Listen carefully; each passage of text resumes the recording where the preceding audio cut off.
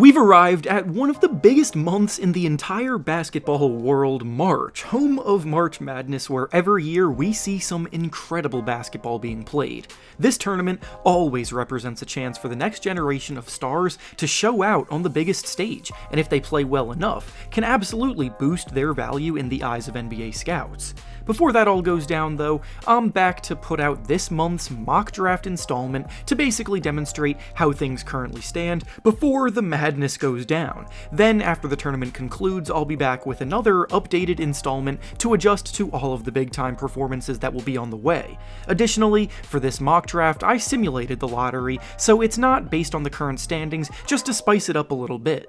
Before we start though, it turns out a good amount of you watching aren't even subscribed to the channel, so if you enjoy the content, consider hitting the subscribe button, as not only does it help out a ton, but I'd also very much appreciate it. Now with that being said, let's begin. The lottery simulation still gave the Houston Rockets the first pick in the draft, and with it, they select Victor Wembanyama from France. This shouldn't come as a surprise to anybody, to be completely honest, because Wembanyama has been sitting at the top of spot all season long. He's one of the most unique prospects we've seen in a draft in years, as a 7'4" player who can handle the ball comfortably, shoot the ball with deep range, and get crafty around the basket for an array of finishes. He also has terrific defensive instincts as a shot blocker, and with his overall ability to rotate and be in the right place at the right time. He'll need to get stronger over time to be able to handle some of the bigger centers in the NBA, but besides that, there is no ceiling to his game.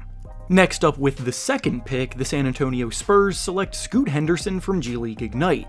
Henderson is another absolutely elite prospect in this draft, but he's getting a bit overshadowed by Wembanyama even though he shouldn't be. He's good enough to have gone number 1 overall in many of the more recent drafts, so whoever lands the second overall pick should not be disappointed at all. Henderson has been playing in the G League for 2 years now, getting more experience at that level than any teenager has gotten, and he's been dominating as a crazy explosive athlete that can blow by anyone off the dribble and finish strong. Plus, his pull-up jumper and overall ability to facilitate have come a long way this year. The Charlotte Hornets got the third pick in this sim, and with it, they select Brandon Miller from Alabama. Miller has been getting a lot of attention lately, and admittedly, not all of it has been because of his play on the court. However, he seems to be in the clear with the situation that he got himself in off the court, and as long as that remains the case, then he will be one of the most tantalizing prospects for NBA scouts. To put it simply, he's been one of the best players in college basketball this year, on both offense and defense, scoring a highly efficient 20 points per game, leading his Alabama team to a top seed, and what the Hornets need a lot more of is top talent that can contribute defensively, so this is a terrific fit. Next, with the fourth pick, the Indiana Pacers got a nice boost up the board in this simulation, and here they select Cason Thompson from Overtime Elite. Eamon is a human highlight reel putting on a show with his acrobatic and athletic finishing ability, but outside of the theatrics, he's a genuinely incredible playmaker as a 6'7" point guard with terrific court vision and passing talent. I realize the Pacers already have Tyrese Halliburton running the show, but in the NBA today, it never hurts to have multiple smart players that can read the game and playmake for others on the court at the same time, and with Thompson's size, he can easily defend guards and wing players, giving him even more versatility in their backcourt. Next, with the fifth pick, the Detroit Pistons unfortunately get the short end of the stick in this simulation, but with this pick they select Ausar Thompson from Overtime Elite. Yes, Cason Thompson's twin brother is also a top prospect in this class, and it was actually Ausar who took home the MVP award of the Overtime Elite League this year. Ausar Thompson is the better scorer of the two brothers, is also a tremendous athlete, and as the season progressed, his outside shooting began to trend more upward, which is a positive sign as the draft draws closer. Up next, with the sixth pick, the Orlando Magic select Cam Whitmore from Villanova. Villanova as a team may be having a down year for their standards, but through it, Whitmore has still shined bright, showing flashes of potentially being a great NBA player in the making. Whitmore is a big-bodied wing player with powerful athleticism, and he uses his physicality to overpower weaker defenders. He provides the defensive versatility NBA teams love from their wing players, the fundamentals that you come to expect from a Villanova product, and his three-point shooting has also been gradually improving as the season has progressed, making him a very well-balanced player. Next up with the 7th pick, we actually have the Magic drafting again because they own the Chicago Bulls pick, and with it, they select Nick Smith Jr. from Arkansas. Smith struggled with injuries early this season, but since his return to action, he's been really impressive, scoring over 20 points in 3 of his last 5 games. He came into the year projected to be a top 5 pick, so he's slipped a little bit, but a big showing in March Madness could get him right back up there. The Magic have a pretty strong core of young talent, so there isn't any specific glaring hole that they need to address, so they can continue to just take swings on the best talent available.